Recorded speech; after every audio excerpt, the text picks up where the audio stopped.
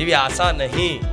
મારા ભગવાન જોડે હું આશા રાખું છું. મારો ભગવાન તો કોકદાર તો જોશે ના સેવાને, એ જોશે, જોવો જ છે ને કે બારેજા ધામમાંથી શું સેવા થાય છે, બારેજા ધામમાંથી લોકોને શું સંદેશો મળે, લોકોને શું શીખ મળે છે, બારેજા ધામમાંથી ધર્મનો શું પ્રચાર થાય છે, લોકો ઘેર ઘેર જાગૃત થાય છે, લોકોની અંદર દયા ભાવના આવી ગઈ, લોકોએ માંસ મટન દારૂ છોડી દીધા, જે માંસ મટન ખાવાવાળા લોકો આજે પશુ પક્ષીની સેવા કરતા થઈ ગયા. આ બધો પ્રભાવ, આ બધી વસ્તુ મારા ભગવાન નોટ કરે છે. આ નોંધ કરે છે મારો રામ. જે દિવસ નોંધ થઈ જાય ને મારો ભગવાન ખાલી વિશ્વકર્માજીને હુકમ કરે ને તો પથ્થરો અને મંદિરની શિલાઓ કોણે નંધાઈ, કોણ લાવ્યું, કોણે બનાવ્યું, ચમનું ખબર ના પડે. આપે રૂપે ઊભું થાય ત્યાં ખબર પડે કે ઓહો આ તો મંદિર તૈયાર થઈ ગયું. સાચું ખોટું? તમને એક વાતની નવાઈ લાગશે પણ આ તમે બધાને જાહેર કરશો. વિચારો, હું રાજસ્થાનમાં જે મૂર્તિ બનાવતા હોય, મૂર્તિ કલાકાર, માતાજી ભગવાનની આરસપાની મૂર્તિ બનાવતા હોય, એવા મૂર્તિ કલાકારના સપનામાં જઈને એવું કહી આવી હું માતા કે મારી મૂર્તિ તારા બનાવવાની છે, વરખી બનાવજે. હું આટલું કહી આવતી હોય તો મેં બધું કરી દીધું હશે, મેં બધું વ્યવસ્થા કરી જ દીધી હશે. એમાં કોઈ આખી પાછી વાત નહીં. થઈ જ જાય. મારો ભગવાન છે. મારો દીકરો એ ગાદીએ જોવા નહીં આવતો આડા લડકે શું આયોજન થયું, સમનું થયું.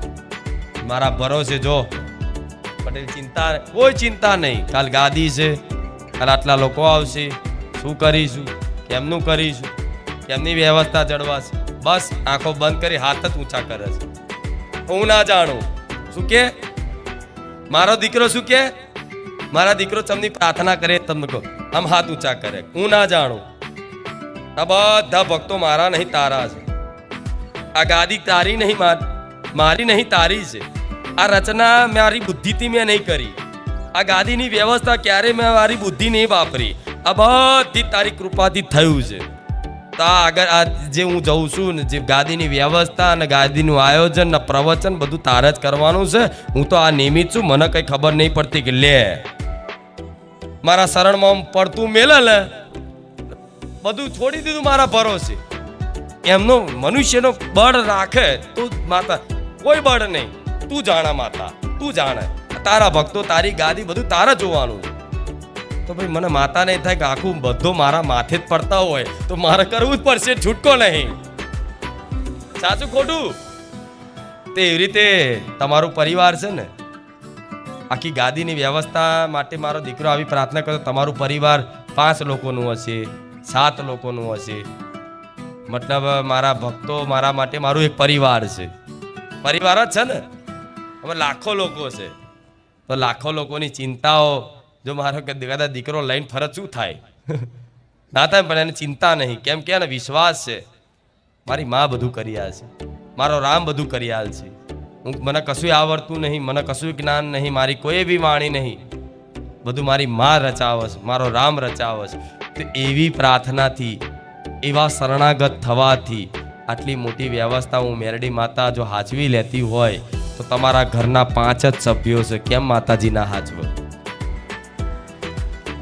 મારા તો એ 5 લાખ છે, તમારે તો 5 જ છે ઘરના પરિવારના સભ્યો. કેમ નહીં હચવાય? હચવાશે. આરામથી નોકરી ધંધો તો કરવો જ પડશે, પણ બેઠા ના માગતા. હા નકર આપતો એવા કે મારી બેઠા ખવડાવજો. આ વાત ઉપર બે મતલબ ભક્તો હોય ને, બે ભક્તો હોય, કોઈ મહાત્મા મહાપુરુષ હોય ને કોઈ ભક્ત હોય, અને કોઈ અમુક એવા ભક્તો હોય કે અમુક એવું કે ભાઈ બધું માતાજી ભગવાન બધું સાચું, પણ એ બેઠા બેઠા ના ખવડાવ. એના માટે કંઈક નોકરી ધંધો કરવો પડે, સવારમાં ઉઠીને મહેનત કરવી પડે. તો હા હું માતા કહું છું, બેઠા બેઠા કોઈ માતાજી ના ખવડાવો. એના માટે નોકરી ધંધો કરવો પડે, મહેનત મજૂરી કરવી પડે. તો એ મજૂરીની કદાચ અર્થ મળે તમને, અને એનાથી ઘરનું પરિવારનું ભરણ પોષણ થાય. બેઠા બેઠા કોઈ હાલે નહીં. તેમાં એક મારા દીકરા જેવો ભક્ત હતો કે મારાથી કશું થાય એમ જ નથી, મારાથી કશું થાય એમ જ નથી, હું તો બધું કરીને થાક્યો હો તો નિરાશ થઈ ગયો. શું બેઠા બેઠા ભગવાન ખવડાવે? તો એ મહાત્માએ કીધું કે હા, એવો વિશ્વાસ હોય તો ભગવાન સામેથી ના ખાવું હોય ને તો પરાણે ખવડાવો. તો કે એવું? તો કે હા. તો કે તમારે અનુભવ કરવો છે? તો કે હા, હું તો અનુભવ કરીશ, મારે જોવું છે કે શું ભગવાન બેઠા બેઠા એક જ જગ્યાએ હું બેસી રહું અને બસ એમ કહું કે અહીં બેઠા જ મારે ખાવું છે, કોઈની જોડે માગીશ નહીં, કશું જ નહીં, બેઠા જ તે હોમેથી ખાવાનું આવે તો હું માનું કે ભગવાન સાક્ષાત ધરતી પર હોય. તે મહાત્માએ કીધું કોઈ વાંધો નહીં, જાઓ આ જંગલમાં છે, આ ઝાડ ઉપર તમે બેસી જાઓ. શું કીધું? આ ઝાડ ઉપર તમે બેસી જાઓ અને બેઠા બેઠા બસ ભગવાનને એવું કહ્યું, જો આ બેઠો તમારા ભરોસે 24 કલાક બેસી રહેવાનો છું ખાધા પીધા વગર. તમે જો હો તમે ભક્તોનું રક્ષણ કરતા હોય ને ભક્તોનું ભરણ પોષણ કરતા હોય તો તમારા ભરોસે આ ઝાડ ઉપર બેઠો છું, તમે હો તો આઈને મને ખવડાવી જોજો, નકર હું કોઈ જો માગવાનો નથી. બસ આટલું કહીને તો રાહ જોઈને બેઠા, હમણાં ભગવાન આવશે, ભગવાન આવશે, ભગવાન આવશે, આવશે, રાહ જોતા આવશે કે નહીં, આવશે કે નહીં, આવશે કે નહીં, આવશે જ નહીં. એટલામાં તે અચાનક પેલા ખબર છે ને સવારી કોઈ ગાડી કે એનાથી નથી થતી, બળદ ગાડા ને ઘોડા ગાડીથી લઈને જતા, તેવી રીતે એક આખું રાજાનું સૈન્ય આવ્યું, તબડક તબડક તબડક કરતું કરતું, બરોબર. અને રાજા થોડો ઘાયલ હતો, થોડું વાગેલું તલવારના ને એના ઘા, એને સેનાપતિઓને તે થોડું ઘાવ વાગેલા, બધા થાકી ગયેલા, જાણે કોઈ યુદ્ધ કરીને આવ્યા હોય, યુદ્ધ કરી અને વિશ્રામ કરવા માટે આવ્યા હોય એ રીતે આખી સેના આવી અને જોયું કે હારું આ જગ્યા સારી સુરક્ષિત લાગે છે, કે લાવો આજે આપણે અહીં વિશ્રામ કરીએ. શું કરીએ? અહીં વિશ્રામ કરીએ. તો એટલા ઓટલા પર વિશ્રામ બધા કરવા બેઠા. તો રાજા હોય એટલે એની તો મતલબ વ્યવસ્થા થાય ને ભોજન પાણીની બધી, એટલે મતલબ બીજા એમના સેવકો જે હોય રાજાના એ બધાએ મતલબ ભોજનની તૈયારી કરીને, રાજાના ભોજન તો એક જાતના હોય ને, 32 જાતના બને, કેમ કે રાજા છે, મહારાજા છે, તો એમના ભોજનની વ્યવસ્થા કરવા માટે એમના બધા સેવકો બધા કામે લાગી ગયા અને રાજા આરામ કરતા હતા. અને એટલામાં તે બીજી જેની જોડે યુદ્ધ કરતા હતા એની સેના આવી, તબડક તબડક ઘોડાના અવાજ આવે એટલે ખબર પડી જાય સેનાપતિને કે રાજા ઉઠો જલ્દી, પેલાની મોટી સેના આપણને પરાસ્ત કરવા માટે આટલે સુધી આવી ગઈ છે, દોડો ભાગો, નહીં તો આજે આપણું મૃત્યુ થઈ જશે. તો રાજાએ કીધું કોઈ વાંધો નહીં, ચલો ફટાફટ. તો બધાએ તે ખાવાનું બધું બની ગયું તું, થારમાં થારી કાઢ્યું તું 32 જાતનું, અને એવું જેવું કાઢ્યું અને તબડક તબડક તબડક અવાજ આવ્યો, સેના આવી એટલે બીજા જે રાજા હતા ને સેનાપતિ હતા બધા નાહી ગયા, દોટ મૂકી કે આયા કે હમણાં જેમ કે વધારે સેના હોય એમનું 50,000ની સેના હોય અને આ બાજુ 2,000 લોકો હોય તો એમને કે 2,000 લોકો લડવા ના જાય, પણ ચતુરાઈ વાપરે એટલે નીકળી ગયા. તો બીજી જે સેના આવી અને જોયું કે હારું અહીંયા આ તો બધી ભોજનની વ્યવસ્થા ને બધું પડ્યું છે, તો ચોક્કસ અહીં રાજા અહીંયા જ હશે. તો બધી જગ્યાએ શોધ્યા કે નહીં દેખાતા, ચો છે રાજા, ચો જ્યાં જોયું તો કે હારું ખાવાનું એમનું એમ છે બધુંય તે. પછી એટલામાં ઉપર નજર પડી ઝાડ ઉપર જે પેલો બેઠો તો રાહ જોઈને કે ભગવાન હોય કે ના હોય. તે કે આ રહ્યો આ કોણ છે, પકડો એને, આ રાજાનો સિપાહી છે, પકડો એને. પેલા કે ભાઈ હું રાજાનો સિપાહી નહીં, હું તો ઝાડ ઉપર એમને એમ બેઠો છું. તો કે આ ખાવાનું કોણે મેલ્યું? અહીં આ ખાવાનું કોણે મેલ્યું?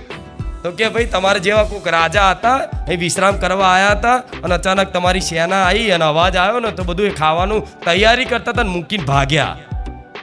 તો એ જે બીજી સેનાવાળાએ કીધું કે ના હારું આ તો રાજાની કોઈ ચાલતો નહીં કે આ ખાવામાં કદાચ ઝેર બેર નાખ્યું હોય ને કહેશે આવીને આવાય ખાઈને આપણે મરી જઈએ.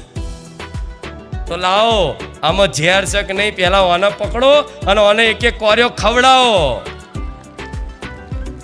એટલે એને તો પકડ્યો અને પરાણે કે લે ખા, લે ગુલાબ જાંબુ, લે સુતર ફેણી, લે દાળ ભાત. એટલે કે નહીં ખાવું? તો કે ના ખાવું જ પડશે. બધા કોરિયા તારા ખાઈ એક એક મીઠાઈ ચાખી અને તારા પ્રમાણ કરવાનું છે કે આ ખાવાનું ચોખ્ખું છે, વિષ વગરનું, ઝેર વગરનું છે. કેમ કે એમને ભૂખ લાગી હતી, લાવો ને અમને બેઠા ખાવા મળી ગયું છે.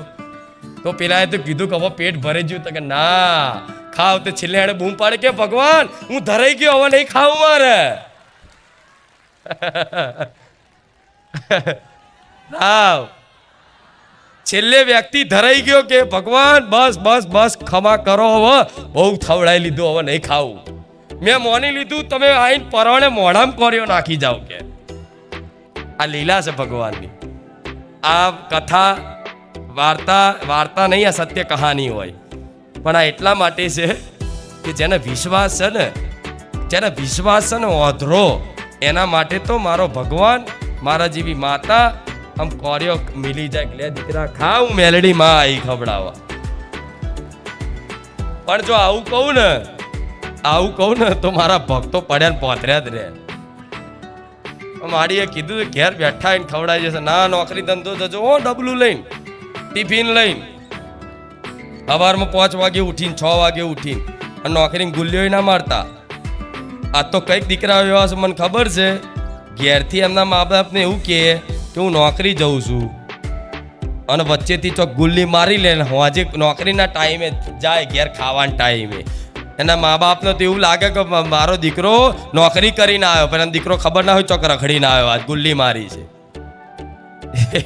એવું ગુલ્લી નહીં મારવી હો. અને ધન્ય છે દીકરાઓને કે આવી મહેનત કરે છે પોતાનું પરિવારનું ભરણ પોષણ કરવા માટે. એમને મારા મેલેડીના પ્રણામ છે. અસલ પુરુષાર્થ છે કે તમારા પરિવાર માટે તમે સવારમાં ઉઠીને રાત દાડાનું પરિશ્રમ કરો છો, પરસેવો પાડો છો, અને પરિવારનું ભરણ પોષણ કરો છો, મા બાપની સેવા કરો છો, પોતાની પત્ની છોકરાની કદાચ સેવા કરો છો. અને છતાંય મા બાપ કે તમારી પત્ની કોઈ પરિવારના તમને કોઈ જસ ના હાલે તો જસની આશા ના રાખતા, જસ મારા રોમ જોડતી હલાઈ. હોંભરી લેજો કોઈ બોલે તો, કેમ કે જેના માટે બધું કરતા હોય એક ઉગદાડ એવું કે ત્યાં મને શું હાલી દીધું અત્યાર સુધી, તે મારા માટે શું કર્યું, ત્યાં તમે ગણાવવા બેઠો બેહો કે મેં આટલું કર્યું. એટલે ગણાવવાની જરૂર નહીં, મનથી કહી દેવાનું માતા કે માતા મેં શું કર્યું છે તું જાણું છું ને હું જાણું છું, મારા કોઈને કહેવાની જરૂર નહીં. બસ આટલું કહી દેશો ને હું માતા એનો હિસાબ આલીશ કે તમે શું કર્યું, માતા જાણું. ભલે રામ, આનંદ આવ્યો પાક્કો, ખાલી નહીં ને, 1000%. હા, જો આનંદનું નામ જ માતાજી. માતાજીનું વાસ્તવિક સ્વરૂપ શું? આનંદ, પરમાનંદ.